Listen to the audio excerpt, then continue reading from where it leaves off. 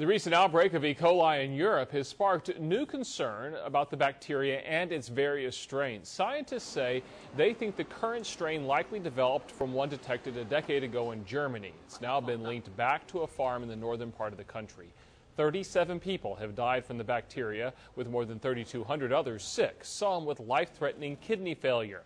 And as experts work to figure out how best to treat this strain, as 10 News Side's Lindsay Ward reports in tonight's health team, a local professor is helping to make sure our government is well versed on the dangers of E. coli. From Buena Vista, Southern Virginia University professor Jeff Benedict is making waves around the world in the wake of a deadly E. coli outbreak. His book, Poisoned, tells the story from an attorney's perspective of the last major headlining E. coli outbreak at Jack in the Box in 1993.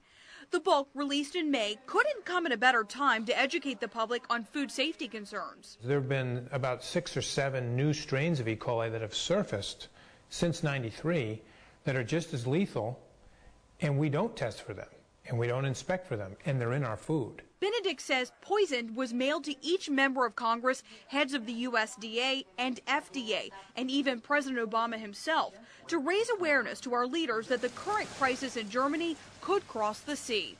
Benedict says most members of Congress will receive their books today or tomorrow, but some got a copy of Poisoned on Friday. He says he's already received positive feedback and expects more in the coming weeks. With the congressional decision on FDA funding just around the corner, Benedict is worried the money to cover the recently passed Food Modernization Act could be cut, and therefore no new testing on new strains of E. coli. There may be a vote as early as next week in the Congress on whether to cut the FDA's budget.